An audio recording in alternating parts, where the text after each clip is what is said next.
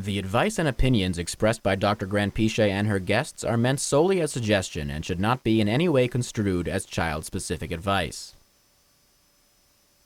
Dr. Doreen Granpeesheh is the Dr. Doreen is an expert in autism. Doreen Granpeesheh. Dr. Granpeesheh. Dr. Doreen Granpeesheh. Dr. Doreen Granpeesheh is a visionary in the field of autism. Now you can ask her questions on Ask Dr. Doreen.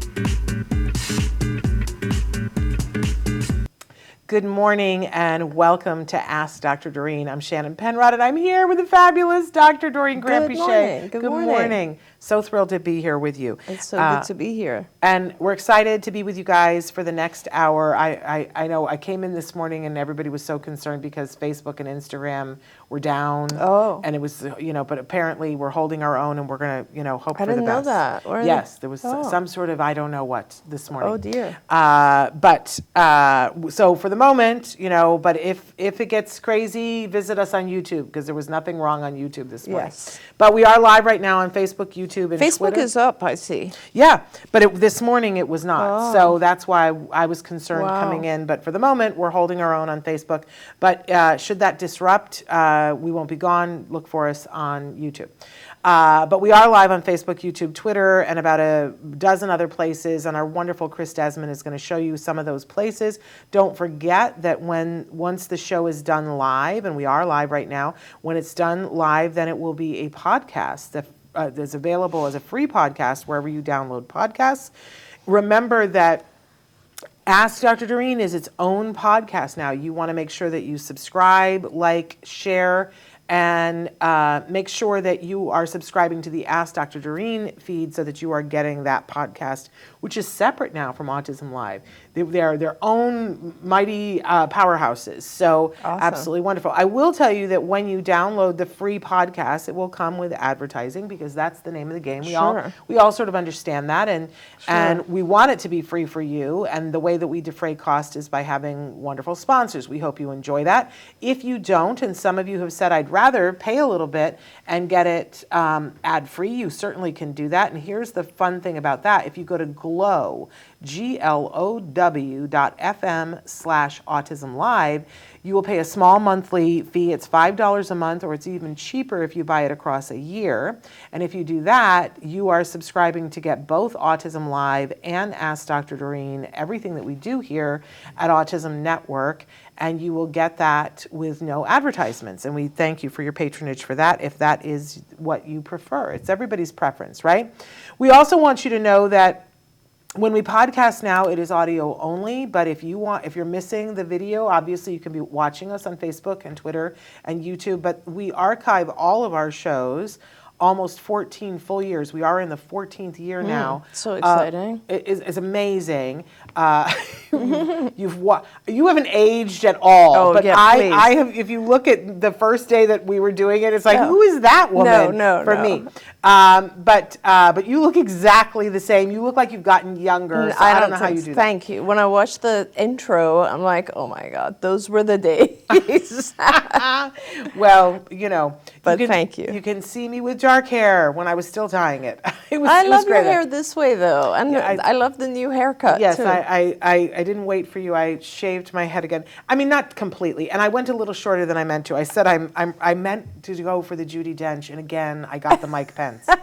It will grow out. That's the one thing we're sure of. It will grow out. And I don't think people understand, like, It's so when good. you have curly hair. So I do. And I do. Sarah has curly hair. But I think when people don't have curly hair, they don't understand how much time and effort. And I just don't have the time and effort. I don't have the patience. My hair is not curly anymore. It's kind of wavy. Wavy? Yeah. Yeah, but it used to be curly when I was a child. It's not as curly as Sarah's. Well, I have like excessively curly hair, and it gets and it turns into, I look like I am Bozo the Clown, and if I'm not willing to go to the length to get it so that it weighs it down a little bit, I look like I have a Brillo pad on my head, and I also, in order to exist, I have to wear a CPAP now, and I don't know if you could still see at a certain time in the morning. You can see the straps because I have to put the thing on, and if my hair gets long, it gets caught and whatever. It's just a nightmare. And so I'm like alopecia, come on. I will take alopecia No, for don't say someone. that. No, please, I don't need it anymore. I don't mind wigs. Poor people who suffer from alopecia and don't want it, if I could take it from you, I would. But All I right. love it like this. This is beautiful. It's hilarious. No, It it's is beautiful. not, It's This beautiful. is not a good look, but it'll grow out. It'll happen. I'm happy, so it doesn't matter. Anyway, all of that is to the side. We're here to talk about autism and the many different things that you guys need. So the chat is open now. I'm saying hello to Jessica. So wonderful to have you here, Jessica. And I'm saying hi to Rodney, who said shared. Thank you, Rodney. We appreciate that. And Susie, good morning. So listen, here's our topic, and I'm just telling this to Dr. Granpeesheh now. She didn't hear this beforehand. Our topic this morning, everybody hold on, is how do you discipline a child, teen, or adult on the spectrum? Ooh. I know. I said you were going to love this conversation, maybe not so much. Okay, so we actually had 3 different questions come in about 3 different age ranges. So let's start with the first one. What kind of discipline methods, and we'll take questions about anything, you guys, but this is the starter. What kind of discipline methods can I use with a 24-year-old with autism and anxiety disorder that tends to say sorry a lot even though he didn't get in trouble and has an issue with bringing the phone in the bathroom a lot and uses it even though it's time for bed? Also, issues worrying about being in trouble and being arrested by the police and afraid of mental hospitals. Anyway, I need help with him with these issues. Yes, perfect. Great question. I'm so glad somebody asked this question. This is the kind of thing where I feel like I could give you good feedback. Yeah. But can I just before I get into this topic, I want to talk, just answering questions, I just want to talk about the word discipline. I don't Yes. like the word discipline. I know. I'd like to avoid the word discipline Yeah. because it's not really, it in so many ways, it just doesn't work, it's not the right perspective. Yeah. I think we need to just think about consequences as opposed to discipline, right? And in life, there are positive consequences and negative consequences to whatever we do. And some of those are immediate and some of them are long-term, right? And a lot of times when in typical development, when we're young, we generally strive to receive positive consequences from our actions. We learn naturally. This is conditioning. We learn naturally. This is like animal studies. This is like not something that you have to, it has nothing at all to do with your intelligence or anything like that. This is a human behavior. When you receive a reinforcer of any kind, a consequence that is positive, that behavior that just occurred increases, period. When you don't receive a reinforcer, that behavior that just occurred decreases. That's just human behavior. So when you're a child and typically developing, what you tend to do is you automatically start doing those behaviors that are going to gain you immediate reward, okay? And you start to learn to avoid things that are going to produce immediate lack of reward or punishment, a negative consequence, okay? So over time you learn that. As you mature, as you become older, past adolescence, even in adulthood, sometimes in adolescence, sometimes in childhood, depends on how the family is. But basically, at some point in life, you learn to work on reinforcers that come later. They're not immediate, they're later. And that's when people who become very, I guess, successful in their goals, because whether it's something as simple as weight loss or going to Harvard. It doesn't matter. Those are people who work very hard right now, but don't expect a positive consequence right now. They can wait for it in the future. So, but all behavior is shaped by what happens afterwards. I don't want to say discipline. To me, discipline should be translated to or should be referred to more as negative consequences. Okay, so a behavior is followed by either lack of reward or a negative consequence of some type. So now going back to this young person, 24 years old. 24 years With old. anxiety and autism. Right, and all the stuff that I think Mom listed here. And this is a great example because this is a scenario where I would absolutely put the autism on hold for a moment and just deal with the anxiety first. Because everything that you listed here is anxiety. Yeah. If you go through it again, he's worried about, what were they, Shannon? Well, he's bringing the phone into the bathroom and uses it when it's time for bed, but he's worrying about being in trouble. being in trouble. So he's like being- worried about that. Being arrested by the police and afraid An of mental unrealistic hospitals. fear. And what was the last one? Afraid of mental hospitals. Yeah, so he has a lot of fear. Fear is anxiety. So you need to really, like, stop. This is when I tell parents, like, pick your battles. Yeah.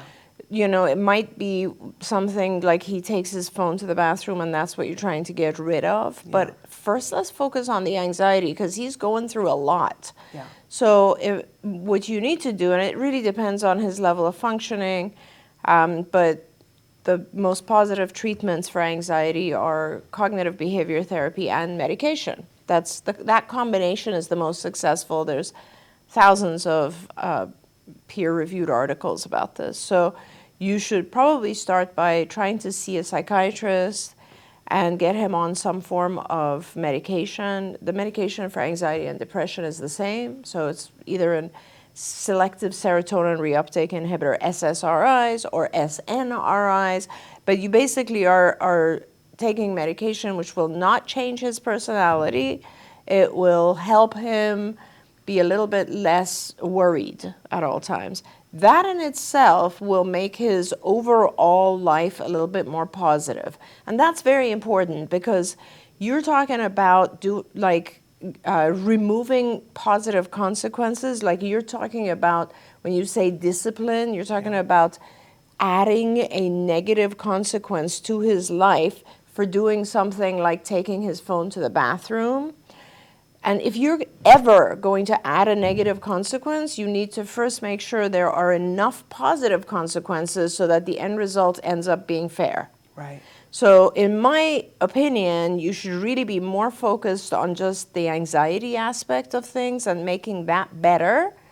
Just let the phone issue be for now. It's not a big deal. It's not a life or death matter. Yeah. And later on, it sounds like he's very high functioning. Later on, once you've had the anxiety under control, you can start doing, depending on his functioning level, you could either reason it out with him or you can have a token economy of some type where, you don't take it to the bathroom and you will get X, Y, and Z. But right now, I would really focus on the anxiety.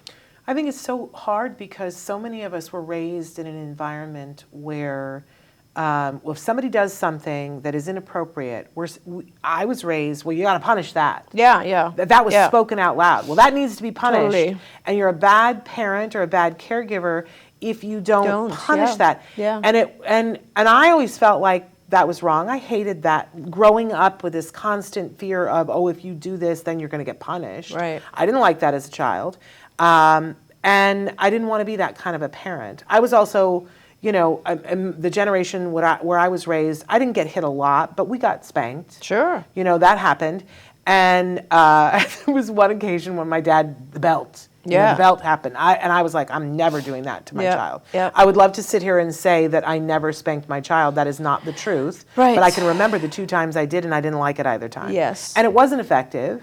It's not, And I carry the guilt of it because I felt terrible afterwards. Yep. But I think it's sort of like front loaded in a lot of us that we're supposed to punish that.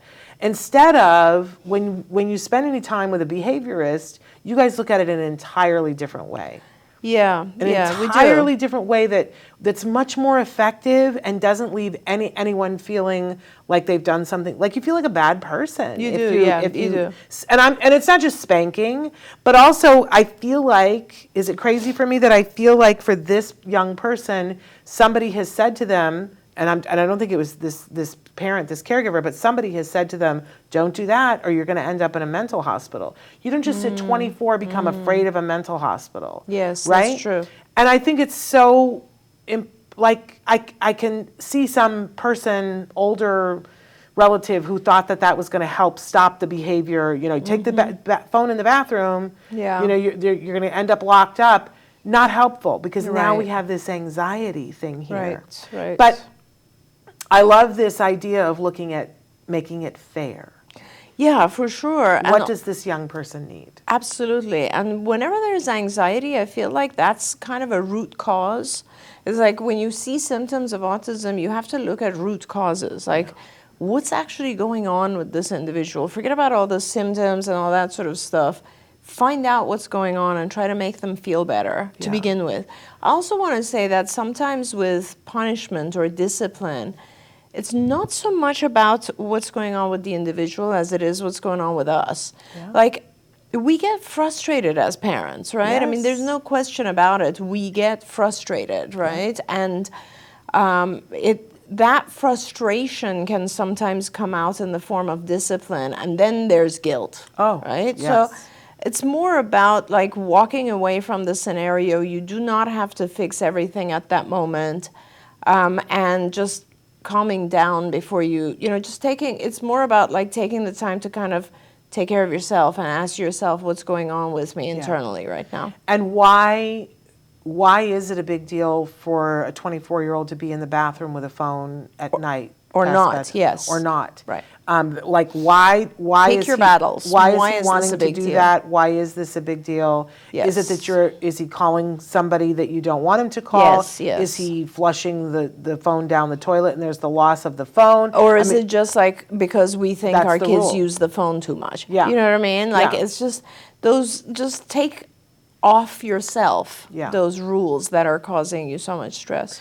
And the other thing I like to always think about is, because it's so, I'm almost done with the teen years. I guess technically I am done with the teen years. Jem's about to be 21. It's all fresh in my memory, though. Yeah. One of the things that I had to keep reminding myself on a regular basis is, even, he was diagnosed with something when he was 2.5, and I see this with friends' kids too that are adults. Diagnosis or not, they still have all of the things that somebody has when they're a teenager. Absolutely. Like, they yes. want autonomy. They want to have their phone when they want to have all the things that we wanted when we were 16. A person who's 16 on the spectrum wants most of those things too. They want to be able to be the captain of their own destiny and pick when I do things, when I don't do things. Like, all of that is still there. So if this person did not have a diagnosis of autism and they were 24, no one would be telling them when they can use the phone in the bathroom. That's right. That's right. So, that's so true. That's so true. I mean, which goes right to your pick your battles kind of a thing. Absolutely. Although, if there are other things going on with the phone in the bathroom, and I think we're going to get to that with our next one, which is, what do I do when my 4-year-old, who I assume is on the spectrum, she says, is on the spectrum, hits his sister? Yeah.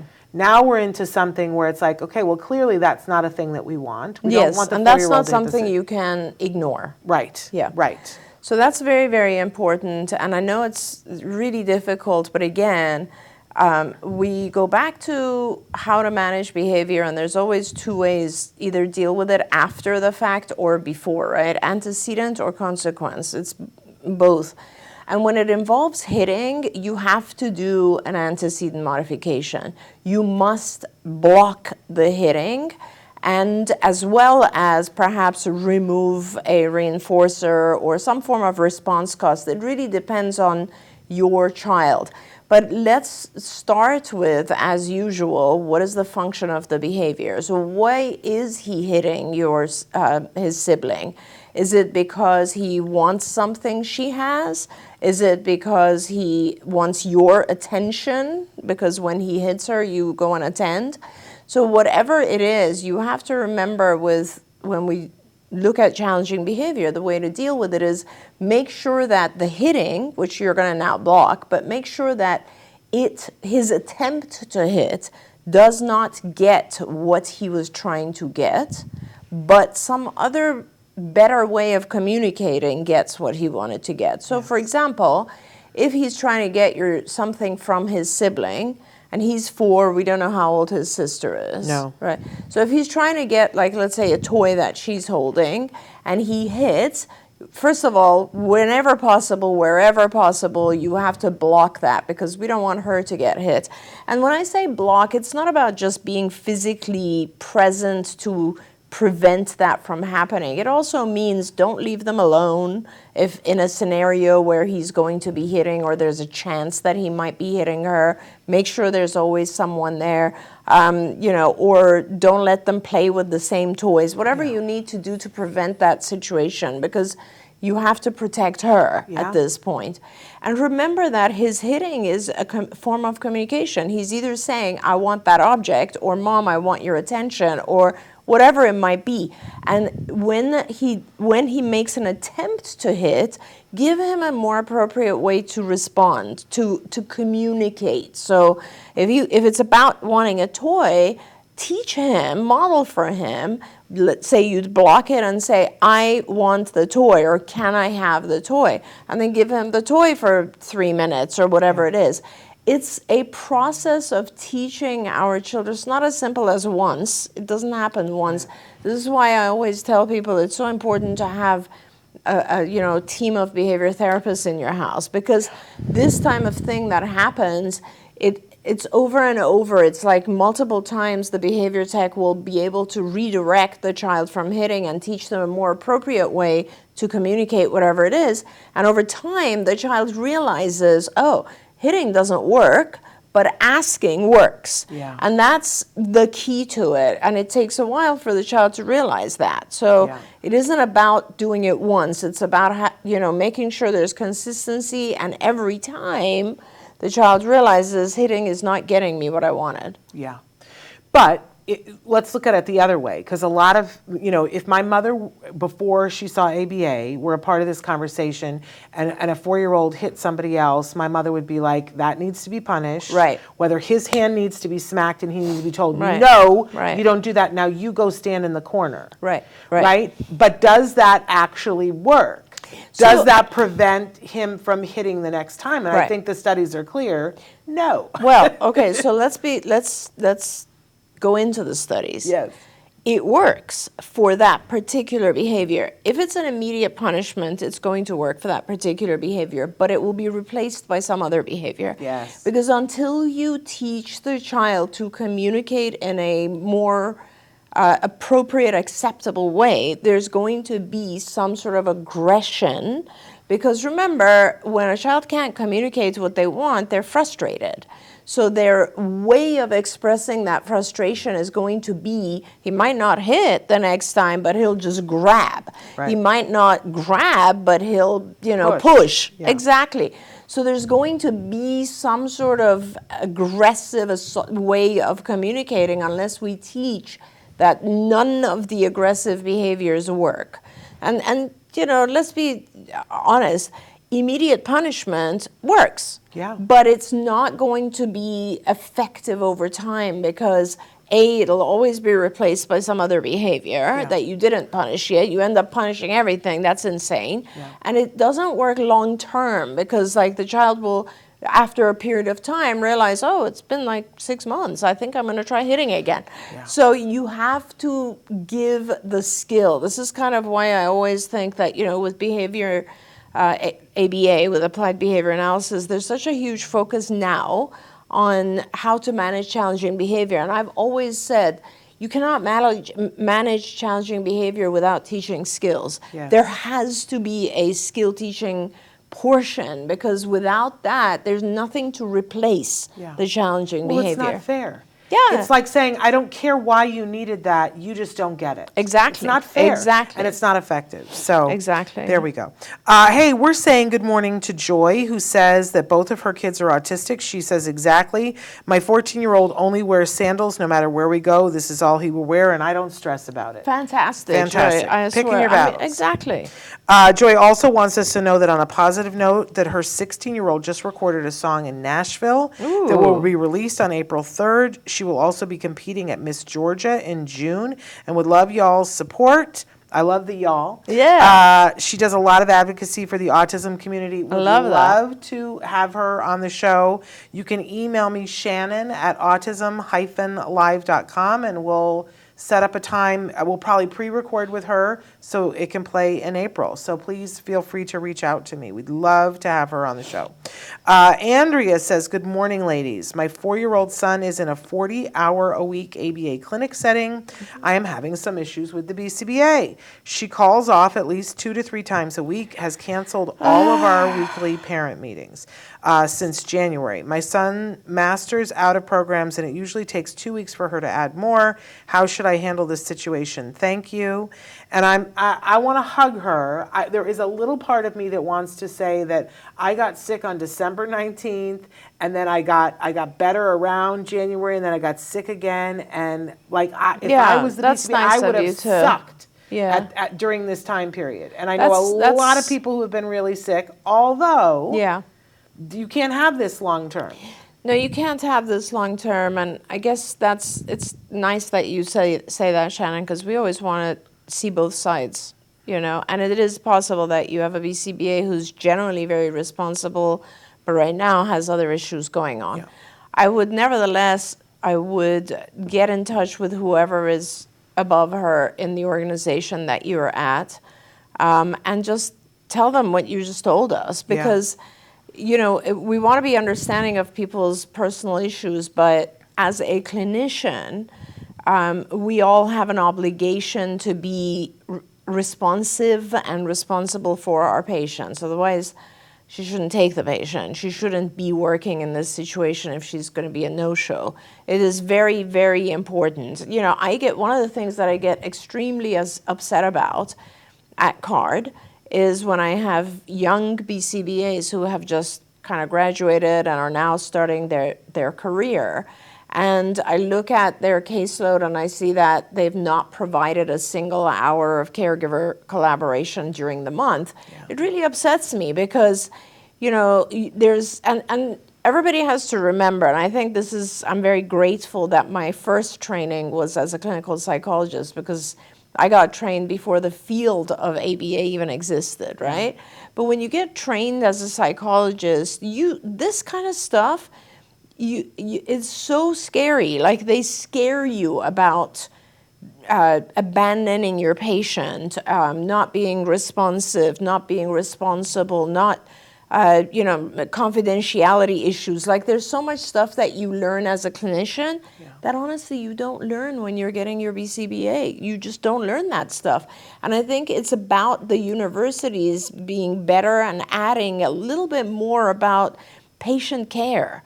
And, clinical responsibility of being the person who is in charge of this patient's care. So I would go above, and I would actually say, listen, and I don't know, Andrea, if you like your BCBA, if you think generally your BCBA is good, then I would just go in pretty gently and say, generally speaking, my BCBA is good, but she's been canceling and 2 to 3 times a week, that's just not okay. It's not okay. It's not okay. It's not okay. I think sometimes, because the world of ABA, at some point we're going to get to the point where people have a much better understanding of what this world is.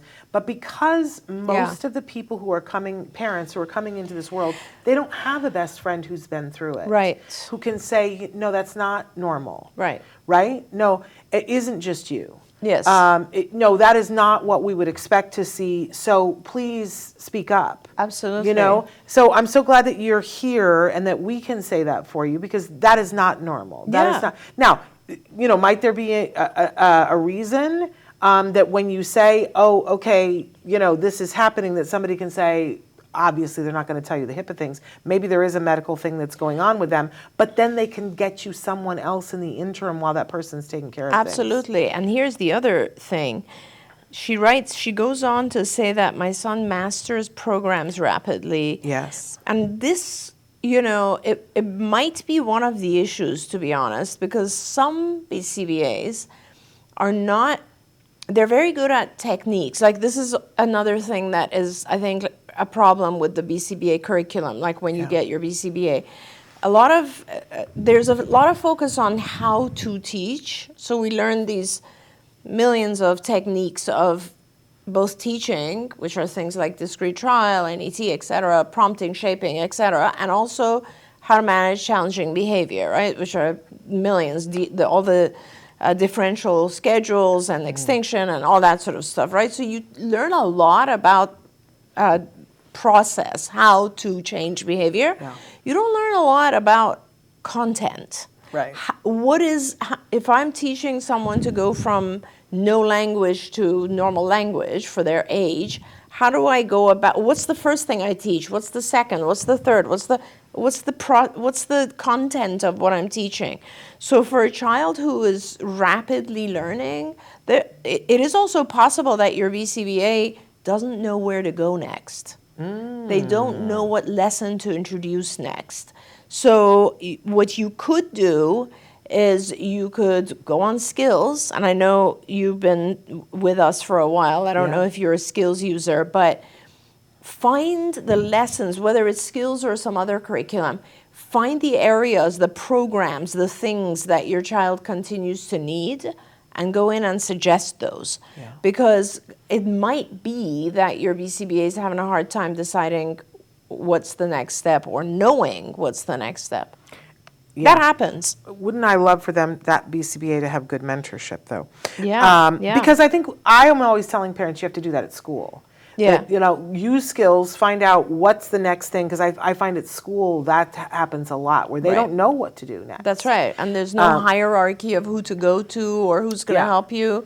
So I love using skills for that. When I remember when I was like, I want to go into the IEP meeting and I want to suggest some things, and where am I feeling like Getting they're, that. where do I feel like they're dropping the ball? And I went in and was able, in his account, to find things that were appropriate. It led to a whole Yeah. bunch of stuff, because they were like, oh, you want Yeah. help with that? Oh, we can do that, but they weren't even looking at that. Right. So, You know, it's funny, Shannon, because one of the things I haven't had a chance to ask you is, you know, at CARD, like one of the things that we're doing now is we have all of our supervisors, and then obviously above them we have the group clinical managers, the Yeah. GCMs, and then above them we have directors, clinical directors, and particularly our dear Marcy Fibro is one who trains and oversees all the group clinical managers. But on top of that, we now have areas of specialty. So we have amazing senior people, right? Like Sabrina, your favorite, and Carolyn, one of my favorites,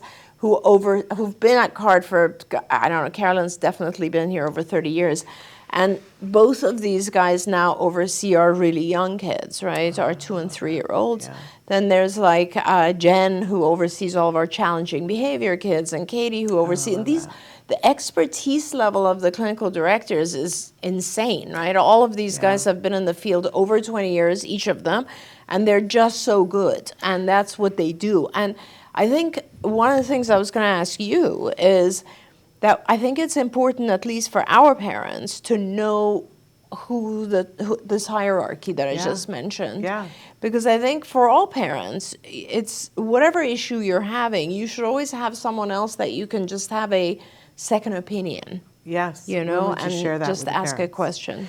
We'll need to share that with the parents. That's great. And I love that, because that's the kind of mentorship that I would like for this BCBA, Yes, if they yes. don't know what the next step is. Right. I want to say hello to Helen. Thank you for being with us. And Amanda with your blue hearts. Your ears have to have been burning, because I've been saying nice things about you behind your back, Amanda. I also want to say hi to Lucy, who says, when reviewing an FBA report, what are the areas you look for to ensure the child is receiving quality ABA and learning the skills taught effectively? That's a great question, Isn't Lucy. it? Yeah. So, on an FBA, you are not going to see what skills are being taught. On an FBA report, you're going to see how they're deciding to manage challenging behaviors.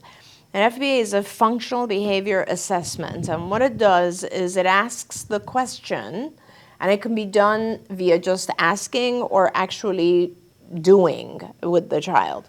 But the bottom line is an FBA report is trying to find out what is the child trying to communicate with each challenging behavior. And that takes a long time sometimes. So it's kind of like, as I said earlier, if a child is hitting their sibling, right? there are many possibilities for why the child might be hitting. And the only way we can really find out is to ask a lot of questions from the parent or someone who's very familiar with the situation, and or observe the thing happening over and over. And when you observe and or ask a lot of questions, you come to the realization that, oh, the child always hits when they want a toy. It only ever happens when there's a toy out and the sibling is playing with a toy and the child wants the toy, so they hit. So that is what we call a tangible function, because the reason the child is doing it is because they want a tangible object, the toy.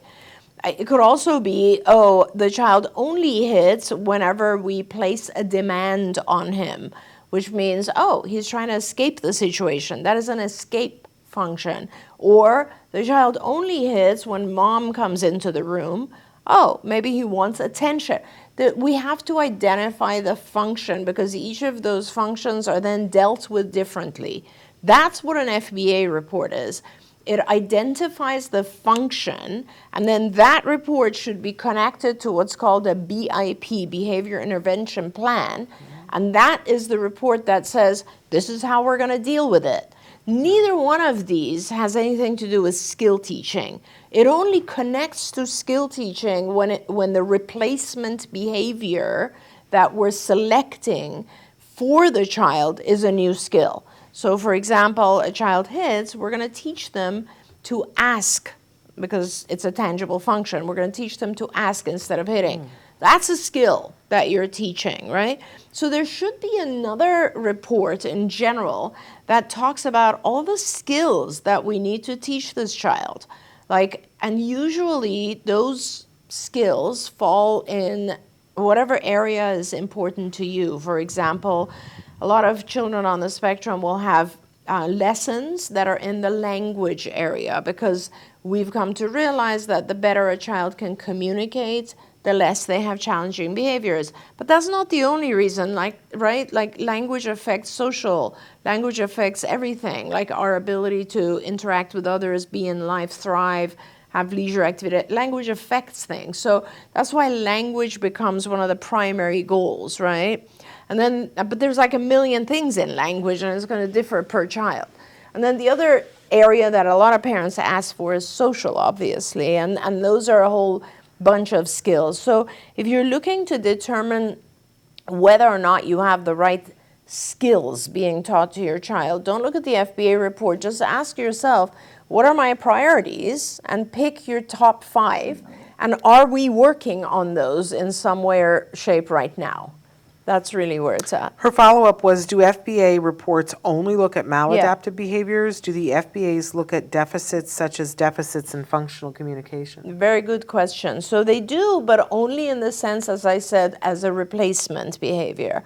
So for example, if you look at an FBA that says, oh, this child always hits whenever they want to leave the classroom, then you know that there's a lack of the ability to say, I need a break, or whatever it might be, right? Or they're not understanding that they can't hit. So there's a language issue.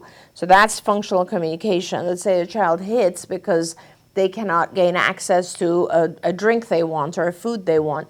That's a lack of functional communication. And then that would lead to, I need to teach this child how to communicate in a functional way. But as I said, over time, when you're dealing with a child, when you're working with a child, you develop a list of all the things the child needs. And those go into like a skill teaching portion of the report. Like when we do reports for our payers, our insurance companies, certainly there's a functional behavior. There's a whole, BIP section and FBA section, sure. That has to happen. But there's a really big section that has to do with, these are all the skills I'm teaching. And the skills that you're teaching, by the way, have to do with reducing the deficit areas, as you said. Because overall, remember, when you do a diagnosis of autism, there are a bunch of things that are happening that are different, right? Some of them are behaviors that are excessive, like the challenging behaviors, which, by the way, are not part of the diagnosis. They're a side effect of not being able to communicate. Right? Challenging behavior is not a symptom of autism. This is really important to know. It's not anywhere in the diagnostic criteria. It simply has to do with the fact that one of the symptoms of autism is reduced ability to communicate. And when you have a reduced ability to communicate, you're going to have challenging behavior because that's the only way you can communicate. Yeah. I want to pause for just a second and talk about skills, because I think part of, I love Skills. Skills is a wonderful software program that you guys can subscribe to. And they did arrange this week, because last week I had said, we were talking about Skills, and I said, you know, reach out, skillsforautism.com, but ask them for the friends and family discount, which is how I always referred to it. Sure. And I said, I don't know whether they're still doing it or not. And then people did, and then I got messages from Sangam saying, what is this friends and family discount? But it's all good, That's so because then funny. it made us define it. So now it's even easier than before, because you don't even have to call. Yeah. If you go in, if you order it, there's a place where it has a coupon code, and you could put friends and family 10, because you get 10% off. Perfect. If you put in the friends and family 10 code. So just the words friends and family 10. So, and the thing about Skills is, and I'm going to do, in fact, Lisa Bancroft has said she'll help me. We're going to do Great. a webinar just about Skills and invite people to it. Fantastic. And to show you how to use it, what it does, whatever. That's really good. Right? Because and We need she's an that. expert in using it, and I'm an expert in loving it. Yes, Which that's is awesome. a very different That's thing. awesome. So here's the thing. One of the first things that I always say about parents is, we want to know, where is my child? Yeah. Like when you go to a mall, Right. you look for the map, and it says you are here, and you go, okay, where am I trying to get to? And then you can visualize it, Yes. right? And as a parent, I always wanted to know, where is my child? Like, where are their skill deficits? Like, can somebody show me exactly? And nobody in the beginning could show me. And then Dr. Granpeesheh and all these other wonderful people got together, and they created this wonderful Skills. And that's one of the first things that it does. You take, it's a lengthy assessment. It's not Yeah. something you're going to sit down and do in 15 minutes. I'm just going to hold everybody's Right. hand on that. But I was saying this to parents the other day. This is one of the best gifts you can give your child in the world, is to take this assessment. And it's Right. you, the parent, that does it. And they've already proven that you doing it is as effective as the person who is your autism expert. It has efficacy. And you answer a bunch of questions. And then it creates this infograph picture, graphs, and it has all of these skill levels. It will show you your child's receptive skills are here, and it shows you in like dark green. And then as your child, and it shows you where the child would be if they didn't have this diagnosis, right? So you see, okay, this is where we are, this is where we need to get. And as your child starts to learn within Skills, in light green, it shows you getting closer to the mark. Right. But it does this on, what is it, like 36 different things that you can look at it and go, this is where my child is. I mean, This it's is where- on I don't know. 4,000 different things, really, if you Really? think about it. Because Really? it's like, it's all, and it depends, right? We have two different skills. So one for adults and one for children. Yes. And if you look at just like the main one, which is for children, skills developing, and you look at it, there's across the following domains. So it's language, adaptive skills, which are things like daily living and taking care of your own health and so on. Social skills, play skills, motor skills, academic skills, cognitive skills, and executive functions. Yeah. And so there's 8 different domains. Within each, there are hundreds of lessons, and within each lesson, there are hundreds of what we call operants, so different aspects of teaching, so sub-lessons kind of.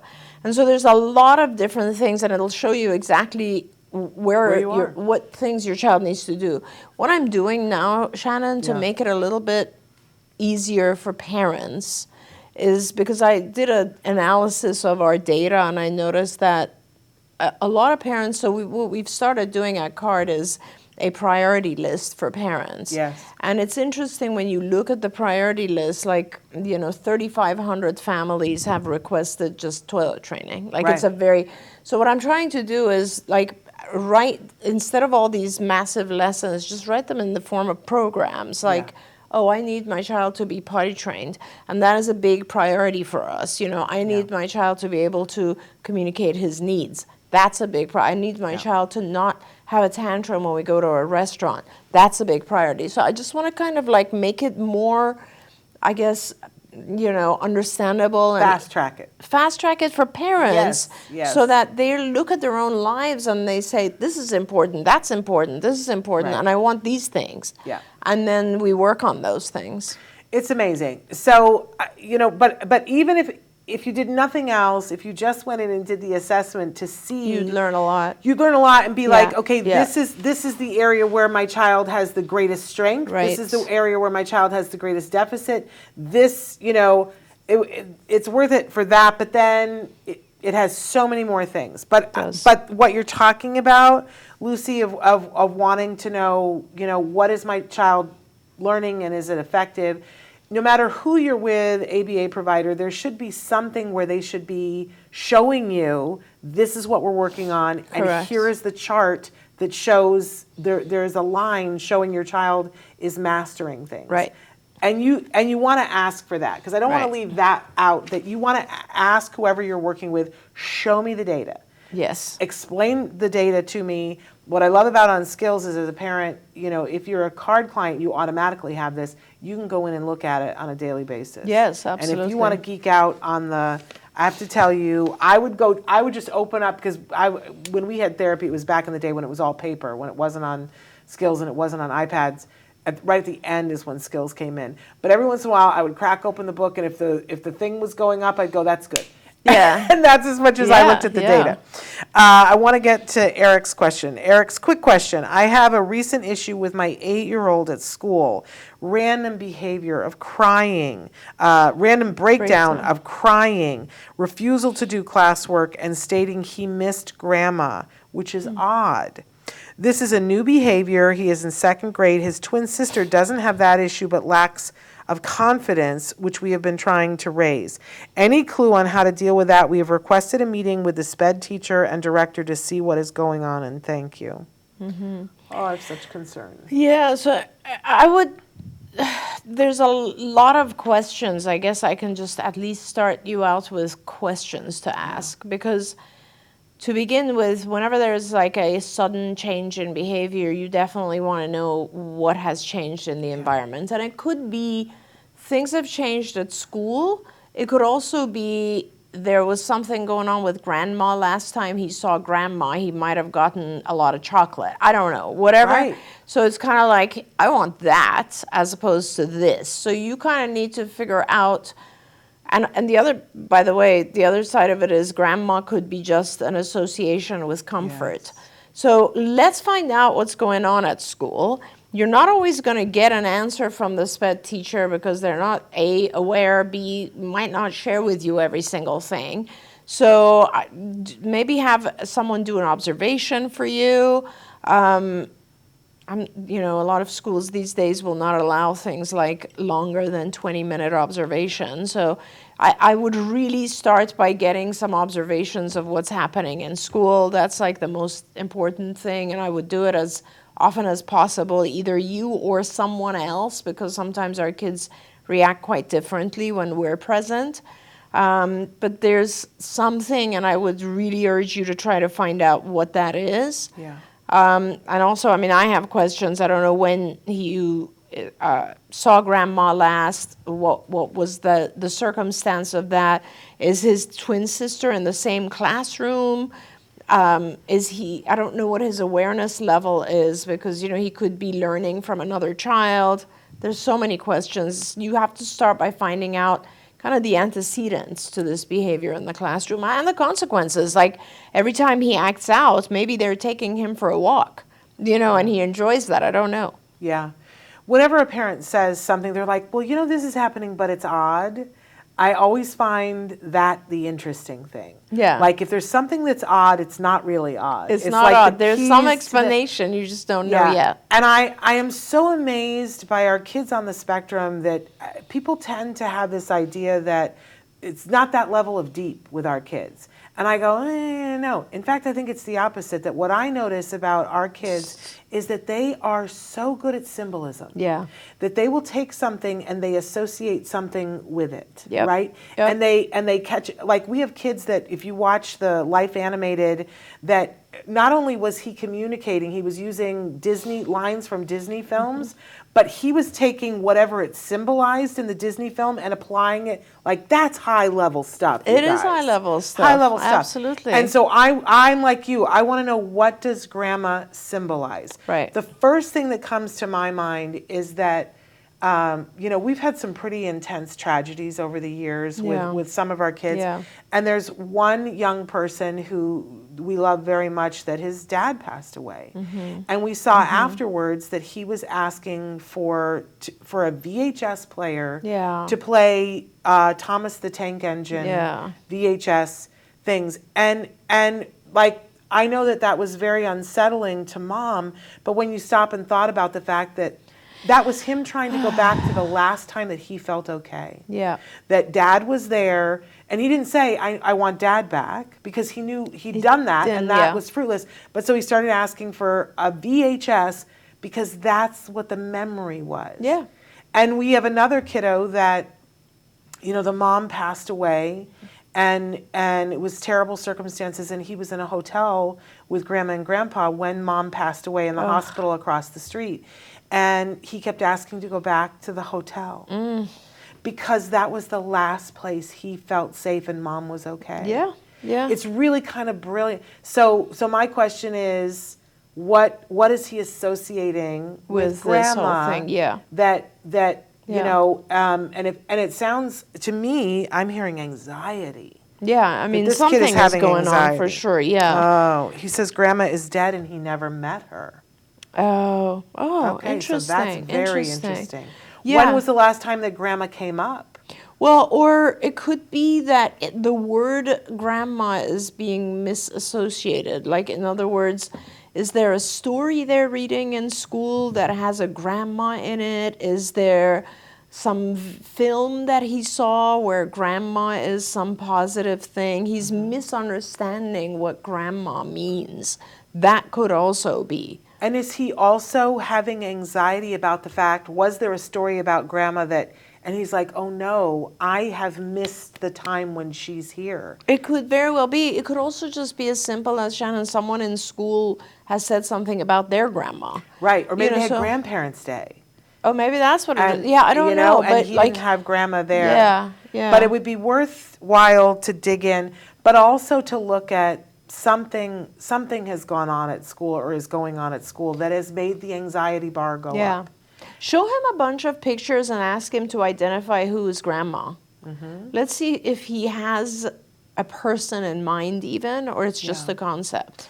Amazing. But we're sending you a hug. That's difficult. It is very difficult. You really have to see what's happening in school. And I definitely ask the special ed teacher, like, what happens when he refuses? What are the things that, what types of things does he refuse to do? And what do you guys do when he refuses? Find out the antecedents and consequences. And I don't want to leave out the part about the twin sister lacking confidence. Yeah. We want to know if they're in the same classroom. And I'm glad that you're going to talk with the SPED teacher and director about that. My assumption is that they are in the same program. Classroom, yeah. And I want to say, with our kids, confidence is one of those things I love talking about, because there's always ways you can boost the child's confidence, and it's so important. Yeah. So and it has really nothing to do with their ongoing daily routine or behavior. It has to do with finding their special skill. And I think for all children, that is very important. With typically developing kids. Too. For all adults too. But yes, that's a very good point, because you're totally right. But for kids, I think, especially kids on the spectrum, it's so important to find something that they're special, that makes them special. Yeah. It can be music, it can be art, it can be reading, it can be whatever, being organized so the teacher uses them more, whatever it might be.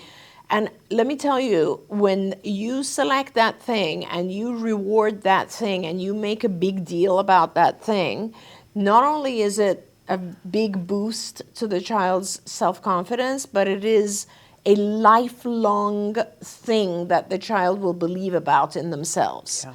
It's a huge thing to find in our children the things they're good at, and to really reward them for that, because they will always come to believe in themselves in that way.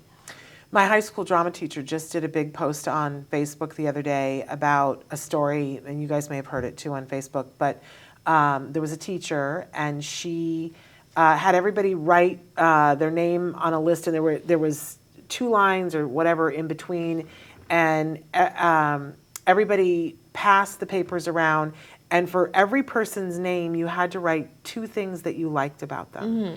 And then they each got their paper back, and they got to read them, and the teacher was surprised because the kids were like, I didn't know that people felt this way about me. And it just so happened that many years later, like 30 years later, one of the kiddos died tragically. And the teacher went to the funeral, and there were other people that were from the class that were there, and the dad came up and said, are you this teacher? And said, I want you to know this meant so much to him, and said, we found this in his wallet. And it was the paper. And the teacher stood there at the funeral and cried and said, I didn't realize. And there were like 5 other kids who were there and said, I still have that piece of paper. And one woman pulled it out of her purse. That's amazing. And said, I have this piece of paper.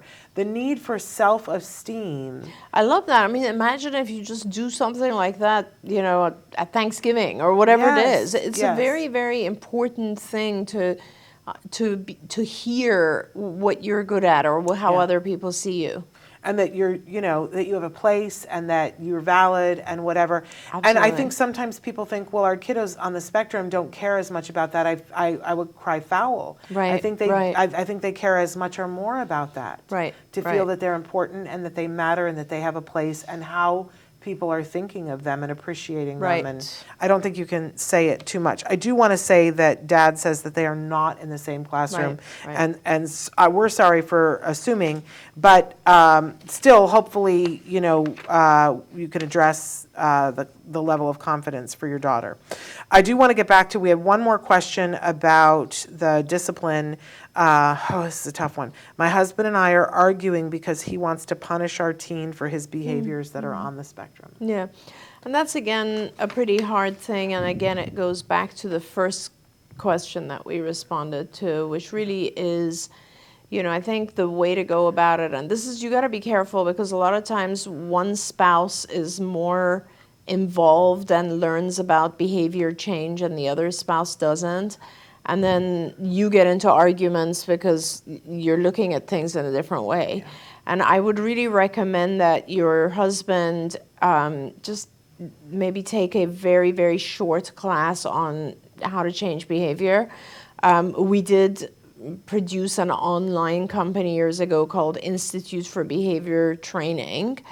And it's online, and you can go in there, and there's a whole section for parents, IBT. I think it's ibehavioraltraining.com. ibehavioraltraining.com. And is it .com? Yeah, .com. If you go in there, you'll see there's a whole section for parents, and there's you could just pick a module, which is how to change behavior.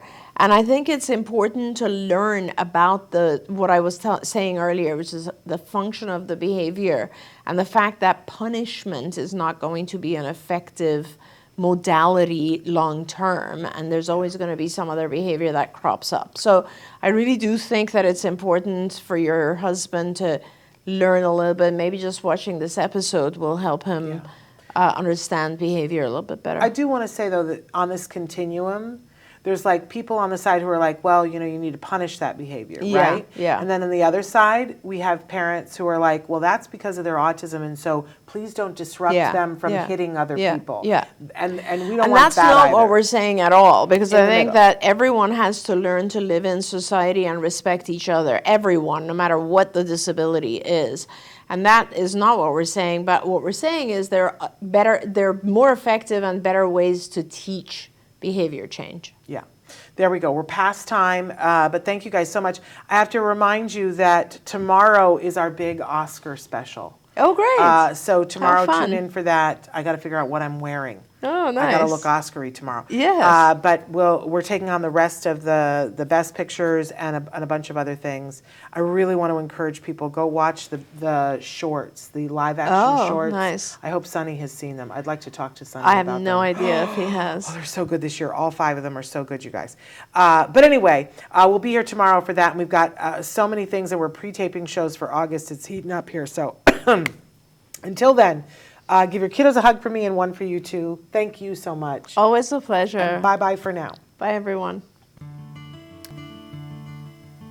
Don't forget, you can watch Ask Dr. Doreen live every Tuesday morning at 10 a.m. Pacific time. We hope to see you there.